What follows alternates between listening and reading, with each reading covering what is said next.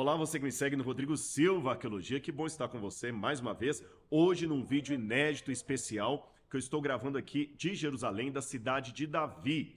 Será que aqui seria o Palácio de Davi? O que a arqueologia tem a dizer a esse respeito? Mas para fazer esta aventura eu não queria ir sozinho, vou chamar a minha amiga Aline. Shalom, pessoal! Shalom, a Aline já é figura carimbada aqui, todo mundo conhece e é um prazer estar com você, viu Aline? Então, vamos? Vamos começar. Então, Rodrigo, muita gente fala que esse local aqui talvez seja o Palácio do Rei Davi. Todo mundo quer saber onde está o palácio dele, muita gente procurou. Nos conta um pouco o que é esse local e se ele é ou não é, o que a gente sabe sobre ele. Bom, isso aqui é um grande mistério. Apenas lembrando o pessoal de casa que vai ter um barulhinho aqui em cima, porque tem muitos jovens que vão visitar e passam aqui e fazem barulho. Mas a gente assume aqui porque lugar arqueológico é assim, tá bem? Aline, existe um grande mistério em torno da figura histórica de Davi, e eu vou falar uma coisa que vai surpreender muitas pessoas. De todo o Antigo Testamento, a figura mais importante para a arqueologia é Davi. Por incrível que pareça, mais do que Abraão, porque se eu consigo comprovar a existência histórica de Davi, eu consigo um veio para várias coisas da história de Israel. Se Davi foi um mito, eu tenho um problema. E até algum tempo atrás, o grande mistério era, se Davi foi um grande rei do reino unificado de Israel, onde estão as provas arqueológicas que ele existiu? Até por volta de dos anos 1990 não havia nenhuma. Se Davi foi o rei do grande reino de Israel, Jerusalém era a capital, onde é que está o palácio de Davi? Tá bem? Onde é que estão as provas de que era um grande reino? Até que Eilat Mazar começou a prestar atenção numa escavação que aconteceu aqui nos anos 1950, quando uma inglesa chamada Kathleen Kenyon escavou Jerusalém. Só para vocês saberem, Kathleen Kenyon era filha do curador do Museu Britânico, Sir Frederick Kenyon. E a filha dele era apaixonada por arqueologia. Então, depois da guerra, quando Israel foi criado, fundado o Estado de Israel, Kathleen Kenyon explorou aqui. Ela escavou Jericó, ela escavou Jerusalém, ela escavou vários lugares, que as muralhas. E quando ela escavou essa parte aqui, ali fora tem um paredão de pedras que ela escavou e não deu muita importância. Para quem mora no Brasil, sabe o que é muro de arrimo, aquele muro que você sustenta uma estrutura. Só que, anos e anos mais tarde, Eilat Mazar, ela começou a olhar, peraí, essa coluna de pedra, esse muro de arrimo que está ali embaixo, é um milo. E milo em hebraico é justamente uma parede de pedras. E a Bíblia fala que Davi construiu o seu palácio, a sua fortaleza, no Milo. Não seria aqui? Então Eilat Mazar começou a levantar vários fundos para escavar essa parte onde nós estamos, que estava completamente sem escavação. Foi difícil, porque você sabe que a arqueologia tem que trabalhar com fragmentos de história, problemas financeiros, dificuldades. Vocês viram que enquanto eu estou falando, está caindo uma água ali, olha. Porque às vezes você vai escavar num lugar que tem casa, tem rua passando, o arqueólogo não tem dinheiro. E em Israel também tem a questão política. Política, claro, porque logo aqui atrás você tem um bairro cheio de árabes, pessoas muçulmanas, então é uma divisória ali meio complicada nesse sentido. Mas enfim, Eilat Mazar conseguiu o recurso e começou a escavar aqui. E qual foi a surpresa dela? Que encontrou esse espaço enorme. E isso aqui não condiz com nenhuma casa particular. Certamente aqui foi uma estrutura de um palácio. Aqui você tem o piso original, tá bem? Você tem várias pedras, você vê que eram pedras grandes, você tinha uma parede muito grossa, ou seja, aqui não poderia ser uma casa de uma pessoa comum, deveria ser um palácio. Inclusive ali atrás, vem cá que eu vou mostrar uma coisinha para você aqui, ali. A pessoa em casa não vai reparar, porque ainda estão em escavação, tem algumas pedras que tem desenhos especiais. Essa aqui não dá para perceber muito, mas ela foi esculpida. É um pedacinho de alguma pedra que foi esculpida. Ou seja, houve um trabalho de arte aqui. Eles inclusive encontraram algumas colunas aqui que são semelhantes à época de Salomão. Além disso, Aline, eles viram a cerâmica que foi encontrada aqui. E a cerâmica do ano 1000 antes da nossa era, né? Há 3.000 anos atrás, que é a época de Davi. Então, a data bate com a época de Davi e houve outras coisas mais que eles encontraram aqui, além da estrutura palaciana. Pois é, e é surpreendente que tudo isso são escavações arqueológicas relativamente novas. Em Israel, praticamente não existiam escavações arqueológicas por vários motivos, entre eles porque quem governava aqui durante muito tempo foram os anos que não eram fãs de escavações arqueológicas, e também a arqueologia no mundo é relativamente nova, então todos os dias se encontram coisas novas em Israel. Então, por um lado, não nos surpreende que há 30, 40 anos atrás não tinha achados de Davi, e agora a gente tem tantos, como os que a gente vai ver aqui também hoje. Exatamente. E não é só Davi, porque as pessoas em casa podem perguntar assim, tá, mas se Davi foi um grande rei, ele deveria achar palácios. Não, gente. Só para vocês terem noção, em 2016, não há muitos anos atrás, descobriram no Egito uma linha de faraós completamente perdida, da 16ª dinastia faraônica. Senebi, o nome desse faraó. E ninguém sabia da existência deles. Então, gente, é muita coisa. E vejam, enquanto eles estão escavando, preparando o local, tem jovens visitando, tem turismo. E Israel tem uma coisa também, o país é pequeno. E você tem 63% mais ou menos da área de Israel é desértico. E você tem construções em cima de construções. E sobre Davi, já que você falou novo, eu vou contar uma coisa interessante. Eles tinham encontrado, porque também tem aquela turma que acha que se não tem evidência, então não existe. Mas tem um provérbio arqueológico, Aline, que o pessoal tem que entender em casa. A ausência da evidência não é evidência da ausência. Tá bem? Eu acabei de falar de uma dinastia faraônica que foi descoberta em 2016. Ninguém sabia quem que era Senebi. Agora que encontraram. Agora vamos falar um pouco em Cleópatra. Alexandre o Grande, nós não temos nenhuma comprovação arqueológica de Alexandre o Grande contemporânea a Alexandre o Grande. Não temos. Só posterior. Só posterior a ele. E claro, e também é muito trabalho fazer escavação arqueológica, não é pegar o pincelzinho, não.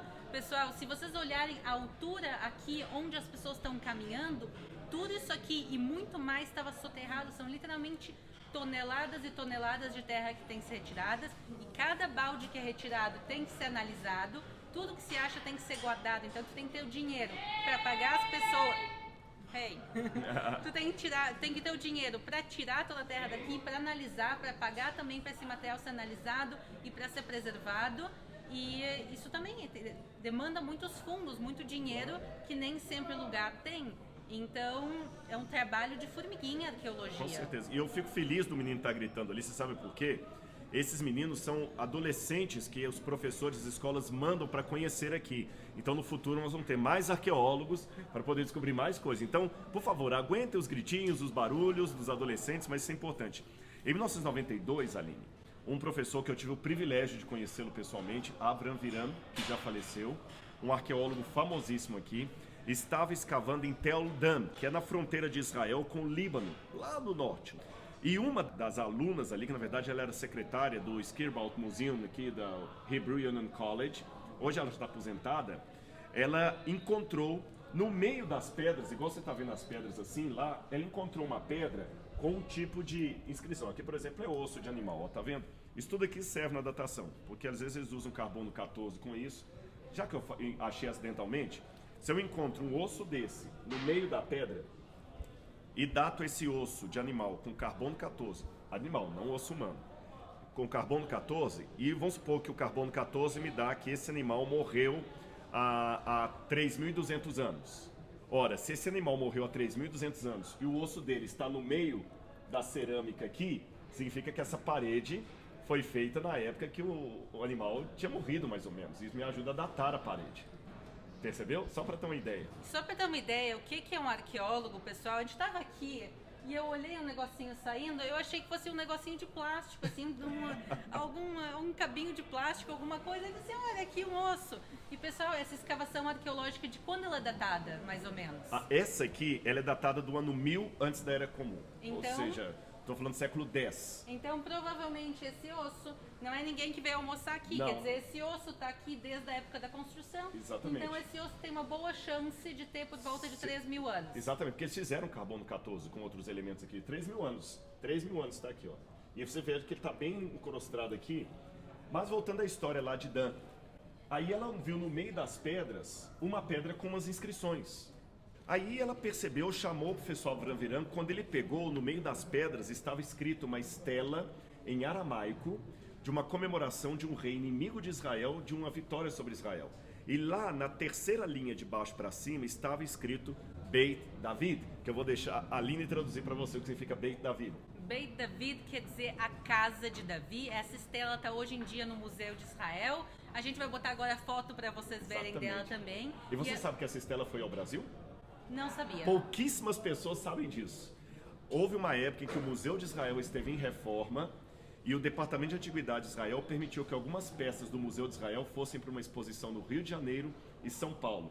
E a estela de Davi esteve em São Paulo e no Rio de Janeiro. Na época eu levei meus alunos de teologia lá, fiz um programa lá dentro e ela esteve no Brasil. Eles devem ter ficado maluco por ter deixado. E foram muitas coisas interessantes. Então a estela de Davi esteve no Brasil, a original. Exatamente, quer dizer, o Museu de Israel, Israel toda é um paraíso arqueológico, mas o Museu de Israel guarda os principais achados arqueológicos. Exatamente. E a estela de Davi, na realidade, foi o primeiro achado que mostra o nome Beit David, a casa de Davi. Quer dizer, e o mais interessante é que isso, quem escreveu foi um povo inimigo. O rei de Damasco, ele escreve sobre a casa de Davi. Então, não é uma narrativa nossa, é o povo vizinho sabia que aqui em Israel quem reinava eram os descendentes da casa de Davi. Aliás, é bom você falar descendentes da casa de Davi, porque quando fala Beit David, casa de Davi, não é que é uma casinha de Davi. Na Bíblia aparece várias vezes essa expressão, casa de Davi significa a descendência de Davi. Agora, só tem uma coisa curiosa, Aline, essa não foi a primeira comprovação arqueológica de Davi. Um ano antes disso, porque vejam que interessante, na época que essa pedra foi encontrada, tanta gente duvidava da existência histórica de Davi que falaram assim, não, é mentira. Chegaram a suspeitar que Avram Virã falsificou a pedra. Depois falaram que não seria Beit Davi, seria Beidot, o nome de uma cidade. Não existe nenhuma cidade chamada Beidot. Até que confirmaram que era a estela de Davi. Aí tudo bem, admitiram, Davi existiu. Mas ele não foi rei de um grande reino de Israel. Só que um ano antes do achado da estela de Tel Dan, um famoso epigrafista da França, chamado André Lemaire, estava olhando a estela de Mecha. O que é a estela de Mecha? É uma outra pedra de basalto que foi encontrada na Jordânia, por Frederick Klein, e foi levada para o Museu do Louvre. E lá você tinha também uma narrativa muito semelhante ao que está na Bíblia. Só que tinha uma parte dessa pedra que está bastante deteriorada, porque os beduínos colocaram no fogo e quebraram. Então o Klein acabou tirando um decalque e eles reconstruíram a pedra e você pode visitar na França hoje, lá em Paris. E o André Lemaire, um dos maiores epigrafistas da França, leu naquela pedra o nome Beit David. Mas o ceticismo era tão grande, que falaram, André Lemaire está louco. Ele praticamente perdeu a cátedra dele na Universidade de Sorbonne. Na Sorbonne. Eu estou terminando aqui que os alunos estão chegando. Ele perdeu... Futuros arqueólogos, viu, pessoal? Futuros arqueólogos.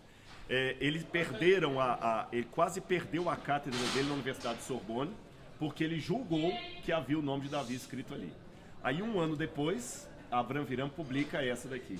E só em 2019 que uma nova pesquisa feita com computação conseguiu verificar que André Lemaire estava certo, que na estela de Mecha já existia a expressão Beit David, e só agora em 2019 que foram confirmadas. Então nós temos duas comprovações arqueológicas da existência de Davi. Da existência de Davi com o nome Beit David. E além disso, nos últimos anos a gente tem encontrado muita coisa. Então se encontrou esse palácio aqui, que a gente vai falar daqui um pouquinho mais dele, e também muitos outros achados arqueológicos que comprovam a existência de Davi e do reinado dele, que não era um rei provinciano de uma pequena cidade, não, e que sim, a gente está falando de um grande reinado já há 3.000 anos atrás na terra de Israel por Davi e pela casa de Davi. Exatamente. Quer dizer, pela sua descendência. Gente, vocês não fazem ideia, passou o grupo de alunos, mas tem 2 adolescentes ali que estão olhando assim vidrados no que a gente está fazendo e rindo, viu? Eu não sei se eu mostro para vocês, eu não posso mostrar porque são menores, né?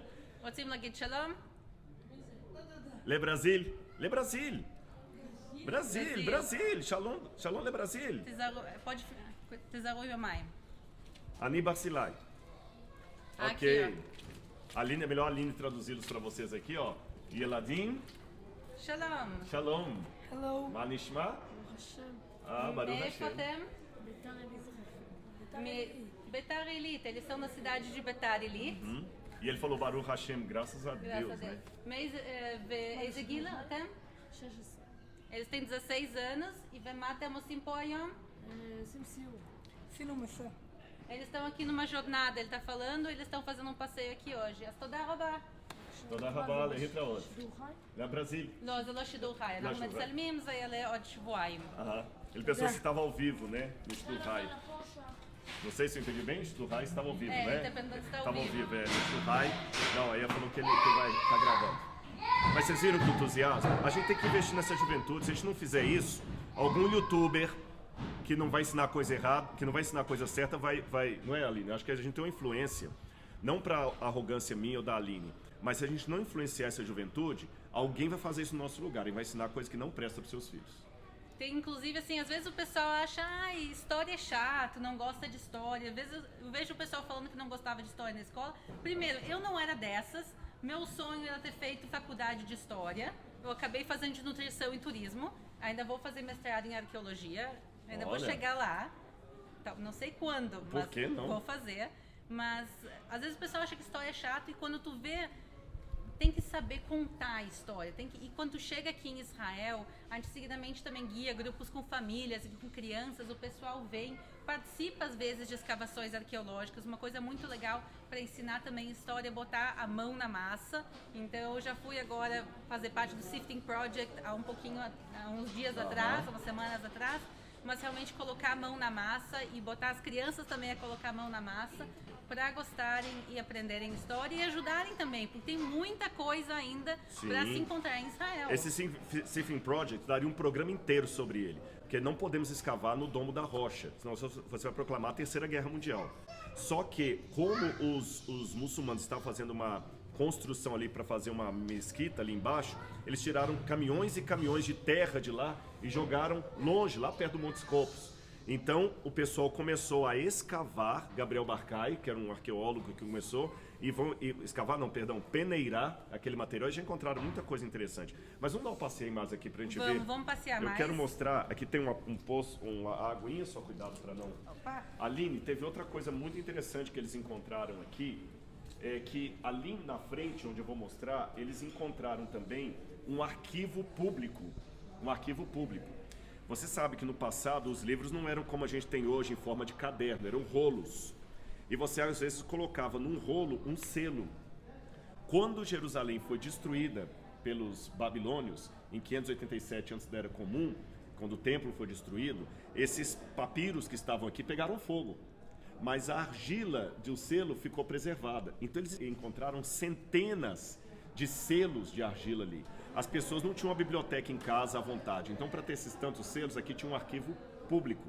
E nesses arquivos, eles encontraram o nome de 2 inimigos de Jeremias, que são citados no livro de Jeremias. Depois pode colocar a passagem bíblica. Vou botar a passagem bíblica, vou botar também o selo para vocês verem, que é de Gemariel ben Shaphan, que está escrito na Bíblia também. Então é impressionante que a gente literalmente escava e encontra os restos de nomes de pessoas da Bíblia. E aqui a gente encontrou o nome, mas tem muitos lugares de Israel que se encontrou. Infelizmente os papéis se queimaram, os papiros se queimaram quando a cidade pegou fogo, mas os selos que a gente vê também, aquele pessoal que põe às vezes cera e coloca o selo. Eles faziam de argila. Exatamente, aqui se fazia de argila, já que é o material que tem abundante aqui em Israel, e a argila, quando queima, se transforma ainda mais dura. Então a gente encontrou os selos aqui. Mas vamos subir para ver. É interessante que esse Gedalial que a Aline falou, ela citou como está em hebraico.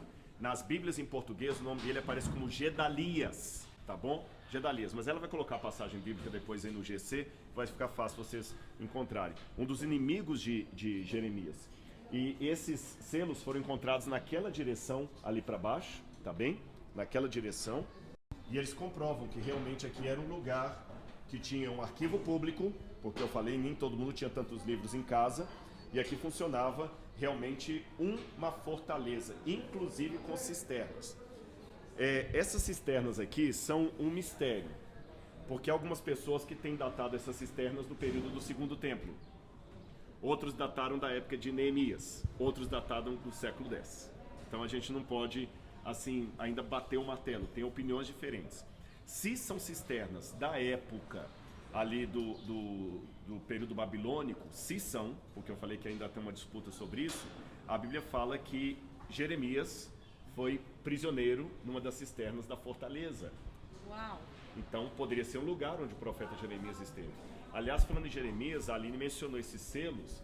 Eles encontraram um selo aqui, mas infelizmente, nossa, eu fiquei triste com isso. Ele está quebrado. Ele está quebrado. Só a metade dele que dá para ler. E a metade que dá para ler, você lê o nome Ishayahu, que seria Isaías em português. E embaixo está aparentemente a palavra Navi, mas não está completa. Navi seria... Profeta. Profeta, mas não está completa. Eu não posso afirmar que era profeta, porque está quebrado. Mas se for, eu tenho um selo do profeta Isaías, que também foi encontrado nesse mesmo local aqui. O que acontece na realidade na arqueologia é que um local vai sendo construído por cima do outro. Então o local onde Davi esteve, ou provavelmente esteve, também teve personagens de períodos posteriores. Mas a gente encontrou coisas datadas aqui com certeza, pelo menos parte delas dos tempos do rei Davi. Com certeza. E uma coisa importantíssima que se encontrou, tem ali uma réplica original, é tão importante que está guardado no Museu de Israel. E ele é tão importante que quem chegar aqui em Israel e pegar uma moeda de 5 shekel, o que está desenhado é aquela coluna. Todas as moedas de Israel têm sua história, quer dizer, cada moeda colocaram símbolos relacionados à história de Israel. A gente está vendo a réplica aqui, o que ela é de tão importante, que isso aqui é uma questão arquitetônica que não existe em outros lugares fora de Israel e nem em outros períodos. Porque a galera não tinha muita criatividade nos tempos antigos. Quer dizer, quando a gente olha a arquitetura, por exemplo, grega, a gente vai ver a arquitetura grega, ela é igual em praticamente todos os lugares da Grécia, ela é igual em muitos lugares da Roma. O pessoal pegava e copiava o modelo de lugar em lugar. E quando a gente encontra uma coisa diferente das outras, é uma coisa especial. E o que se encontrou aqui não existe em outro lugar e não existe em outra época, porque se acredita que essa é a marca registrada arquitetônica do rei Davi e do rei Salomão.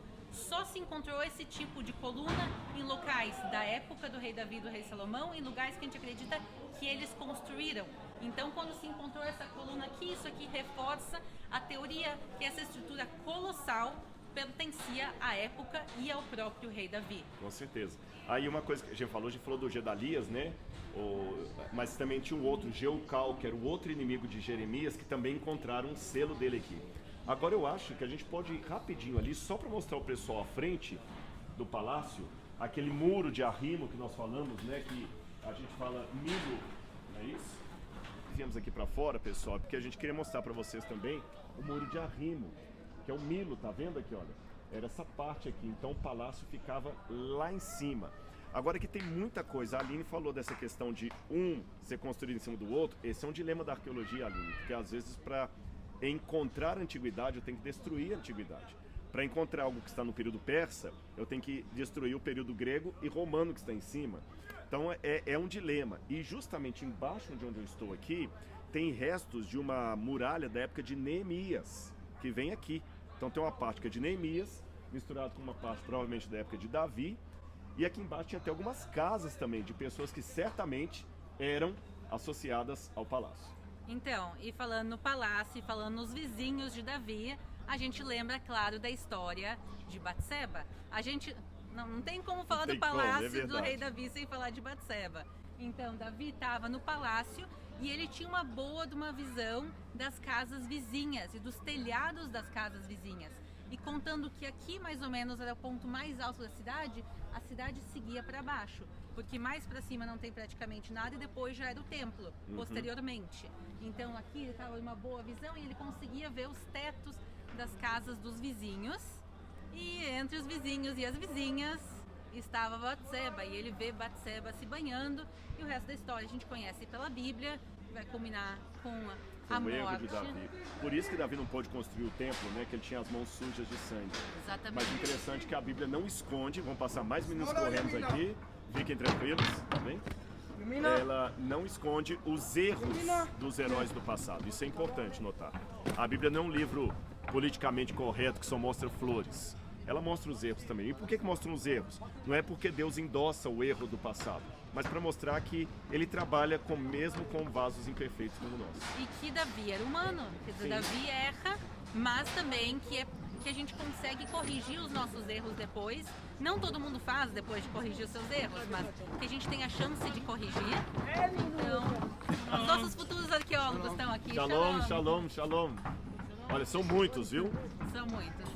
E estou precisando de umas meninas arqueólogas também, né? Então você deixa só rapazes. Acho que essa escola é uma escola religiosa. Exatamente. É escola religiosa aqui em Israel. A Aline explica isso melhor do que eu. Geralmente é a escola só dos rapazes e só das moças. Nunca são mistas, não é isso? As escolas religiosas. Por exemplo, meu marido, que é judeu ortodoxo, ele estudou numa escola só de meninos, mas não são todas. Tem escolas mistas, cada um escolhe a escola que quer estudar. Mas vamos voltar ao rei Davi. O rei Davi estava lá em cima, olhando para o telhado das casas. Tem uma boa chance de Batseba ter morado em uma dessas casas aqui embaixo e ele vai se apaixonar por Batseba ou querer a Batseba, vai acabar matando o marido dela, se casando com ela e Batseba se transforma numa das esposas, uma das muitas esposas do rei Davi. E a mãe do rei Salomão. Olha que interessante a misericórdia de Deus. Mesmo daquela situação de erro ainda saiu Salomão. Quer dizer, Deus cumpriu a promessa que ele tinha feito, porque ele fez a promessa a Davi, e Davi que fez uma coisa errada, mas a promessa de Deus continua. Então, por mais que Davi não tenha tido o privilégio e a honra de poder construir o Templo de Jerusalém, isso vai passar adiante e o seu filho vai poder fazer isso. Então, o rei Salomão, o rei da paz, Melech Shlomo, ele vai construir aqui próximo o grande Templo de Jerusalém. Que é aqui em cima, bem aqui em cima. Mas aqui do lado do Palácio do Rei Davi, eu quero te agradecer mais uma vez por ter estado aqui com a gente hoje. Quem ainda não é inscrito no canal, Rodrigo Silva Arqueologia. Inscreva-se e no Israel com a Aline. Exatamente.